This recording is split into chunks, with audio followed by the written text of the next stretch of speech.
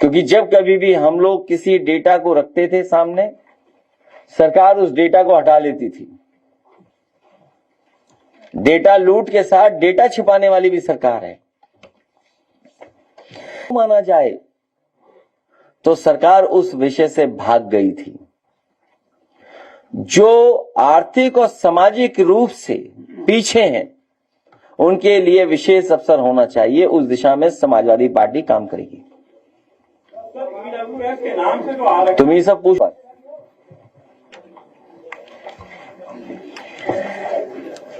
हमारे 69,000 शिक्षक भर्ती वाले बैठे भी हैं साथी। सबसे पहले विषय आपका ही लिया मैंने, और लखनऊ में या लखनऊ के अलावा इतना संघर्ष किसी ने नहीं किया होगा जितना 69,000 शिक्षक भर्ती के हमारे नौजवानों ने किया।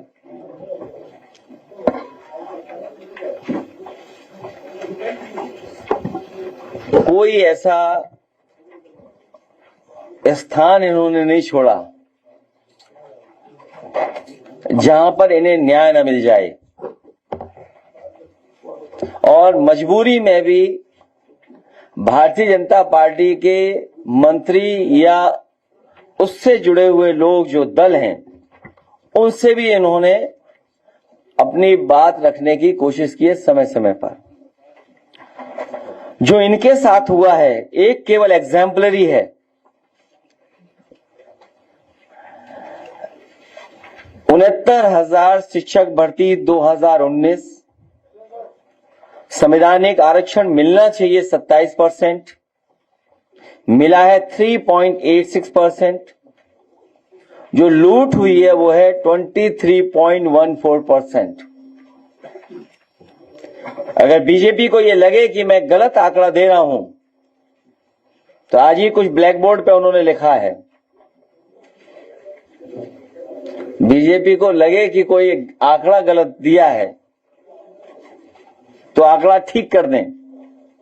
69,000 शिक्षक भर्ती 2019, ओबीसी का आरक्षण 27%, मिला 3.86%, लूट हुई 23.14%।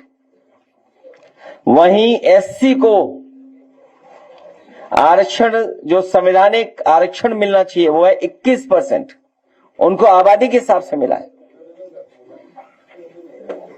जो एससी वर्ग में आबादी के हिसाब से आरक्षण है वो 21% है। जो उन्हें मिला है 69,000 की भर्ती में वो है 16.2%। इनके आरक्षण की लूट हुई है 4.8%।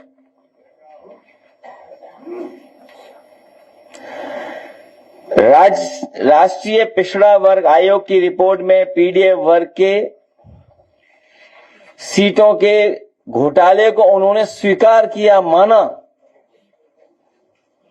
कि कितनी संख्या है उसके घोटाले की। वो संख्या हमारे 69,000 वाले नौजवान बैठे वो जानते होंगे। लगभग 20,000 राष्ट्रीय पिछड़ा वर्ग आयोग की रिपोर्ट में पीडीए वर्ग की जो सबको मिलाकर के लूट का आंकड़ा बनता है लगभग 20,000 लोगों का, सीटों का। उत्तर प्रदेश सरकार ने 2022 चुनाव से पहले स्वयं स्वीकार किया कि शिक्षक भर्ती में आरक्षण लूट हुई और 6,800 पदों की एक अतिरिक्त चयन सूची जारी की थी। ये भी कोई बात गलत नहीं है, बताइए 69,000 वालों। जब उन्हें लगा कि ये नौजवान और जनता में संदेश आरक्षण के लूट का जाएगा तो इनको बहलाने के लिए और जनता में संदेश देने के लिए उन्होंने कहा कि हम उत्तर प्रदेश सरकार ने 2022 चुनाव से पहले स्वयं स्वीकार किया कि शिक्षक भर्ती में आरक्षण लूट हुई है। और पहले पेज पे पढ़ लो। अरे कोई और खबर आई है, कोई घटना हो गई? अरे जल्दी जाओ जाओ जाओ, अच्छा तब ठीक। नहीं, ये तो सीरियस है। नहीं, पर्सनल है कि वो बेटे है तो दुख तो होता ही है। नहीं, ठीक है। जाना है? कहाँ अस्पताल पहुंच गया? किस में है? अच्छा, सीतापुर में है। ठीक है। अरे तो हाँ, सबसे शर्मनाक यह था कि सरकार ने एसटी वर्ग की, अब देखिए शेड्यूल्ड ट्राइब के जो पद हैं 1133, जो शेड्यूल्ड ट्राइब के पद थे 1133 पदों को खाली छोड़ दिया। अब सरकार की ही माने तो पीडीए वर्ग के 7933 और 6800 प्लस 1133 पदों की लूट हुई है। अगर ये डेटा गलत है तो सरकार बताए। इसी तरह हमारी कोशिश हुई है कि 69,000 शिक्षक वर्ग के साथ साथ वन और वन्य जीव रक्षक भर्ती, बांदा एग्रीकल्चर यूनिवर्सिटी की भर्ती, बाकायदा इसमें डॉक्यूमेंटेशन है, एडेड जूनियर हाई स्कूल भर्ती, ग्राम पंचायत अधिकारी की भर्ती, नेत्र परीक्षण अधिकारी भर्ती, यूपी SSSC कनिष्ठ सहायक, कनिष्ठ लिपिक एवं सहायक स्तर तृतीय भर्ती 2023, पीडीए उनकी बड़े पैमाने पर पदों की लूट, प्रवर्तन कांस्टेबल भर्ती, कम भर्ती उसमें भी लूट लिया, कम भर्ती में भी लूट लिया बताओ। यूपी SSC अनुलिपिक भर्ती, ये भी कम थे, उसमें भी लूट लिए पद। मतलब बीजेपी को बस मौका मिल जाए। यूपी SSSC कृषि के है, सहायक भर्ती का है, पशु चिकित्सक भर्ती है, लेखपाल भर्ती है। जब हम लोगों ने आवाज उठाई तब थोड़ा सुधार लेकर रखे आए। लेखपाल भर्ती में लगभग 1000 पद लूट लिए इन्होंने। चिकित्सा अधिकारी होम्योपैथी, अभी दूसरे वाले नहीं बता रहे हम,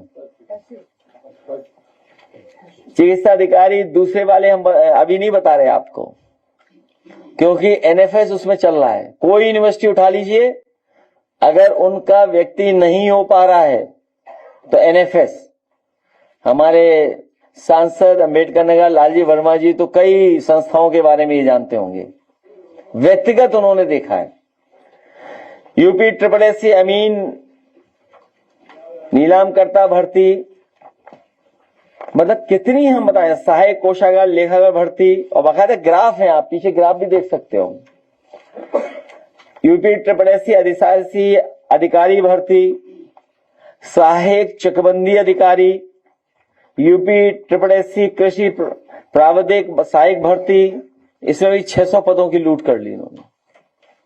और अभी हम लोग माइग्रेशन या उस विषय पे नहीं बात कर रहे, वो बाद में बात करेंगे आपसे। आउटसोर्स पे अभी बात नहीं कर रहे हैं, क्योंकि मैं ये जानता हूं ये डेटा आने के बाद हमें तो मिलेगा ही नहीं डेटा, आपको भी नहीं मिलेगा डेटा। क्योंकि जब कभी भी हम लोग किसी डेटा को रखते थे सामने, सरकार उस डेटा को हटा लेती थी। डेटा लूट के साथ डेटा छिपाने वाली भी सरकार है। ये पक्षपात या इस तरह की लूट के खिलाफ हम लोग लगातार काम करते रहेंगे। अब दिन नहीं बचे हैं।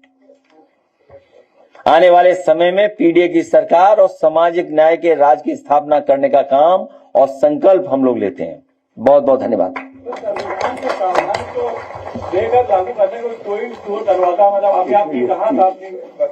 हाँ, वो प्रिंट है, मिस प्रिंट है, वो पूरे ही पद खा गए, वो इसलिए ऐसे ही लिखा है। नहीं अभी नहीं, बाद में, अभी नहीं, वो इश्यू बाद में आ रहा है। अभी आपने कहा था कि संविधान के प्रावधानों को लागू करने के लिए जो पक्षपात हो रहा है, तो ऐसा नहीं लगता जो नार्वे के जो जर्नलिस्ट ने सवाल उठाया था वही बिल्कुल आपसे मिलता जुलता, क्योंकि वहां पे भी यही बात की थी कि छोटी छोटी चीजों के लिए आपके यहाँ कोर्ट का दरवाजा खटखटाना पड़ता है। ये जमाना नया है। इंटरनेट पे कुछ तस्वीरें सबसे ज्यादा वायरल हैं। अब इसमें आरक्षण कौन पूछेगा?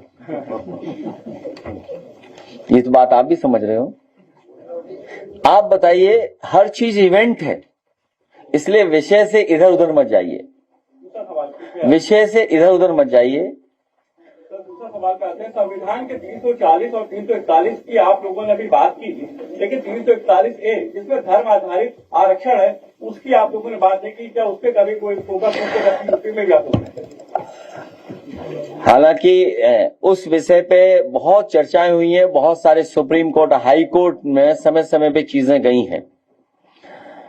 पहला हमारा काम है कि आबादी के हिसाब से हक और सम्मान मिले, और दूसरा विषय जो हमारे अभी साथी पूछ रहे हैं, जो संविधान या जो कानून बन गया आरक्षण को लेकर के, महिला के आरक्षण लेकर के, जब समाजवादी पार्टी ने कहा कि आदि आबादी में सबको माना जाए, तो सरकार उस विषय से भाग गई थी।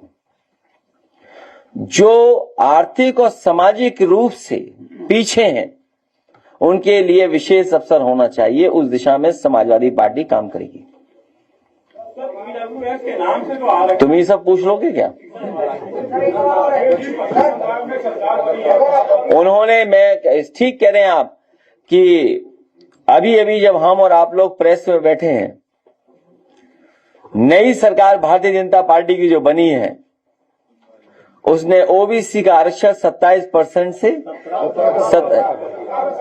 17% से 7 कर दिया। बताइए, 17% से 7 कर दिया। और यूपी में तो लूट ही रहे हैं, इसीलिए आपको किताब छपवा के दी है, जिससे आप भी गलती न करो, आप भी न भूलो। अभी हालांकि वो बात अभी नहीं कहना है, क्योंकि आपसे तो मदद लेनी है हमें, इसलिए कोई बात ऐसी नहीं कहेंगे जिससे हमारे पत्रकार साथियों को ठेस पहुंचे। वो बातें खत्म हो चुकी हैं। अब भविष्य में कोई ठेस नहीं पहुंचाई जाएगी आपको। वो इससे बाद आएगा विषय। अभी इसीलिए किताब दी आपको मैंने, क्योंकि एक ही बार पूरा मसाला मत खत्म करिए। अभी नहीं मसाला खत्म करिए, अभी और आएगा इसके बाद। इसमें इंजीनियरिंग कॉलेज आएगा। अगर आपको फिर से मुख्यमंत्री बनने का मौका मिले तो आप 90 दिन में कौन सा फैसला लेंगे? आप क्या बदलाव करेंगे? यूट्यूबर हो? अच्छा, ठीक है। नहीं, वो ठीक है, नया लड़का है, तुमसे कम उम्र का आ गया।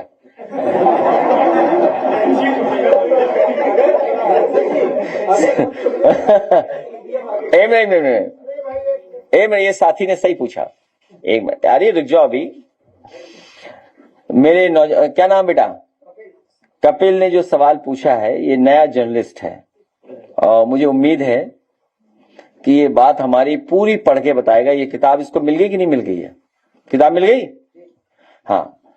तो पहले 90 दिन में पहले पेज पे जो लिखे हुए हैं, 69,000 शिक्षक भर्ती की मदद करने का काम करेंगे, उनको न्याय दिलाने का काम करेंगे। और 90 दिन में जाति जनगणना करा करके दिखा देंगे। 90 दिन में।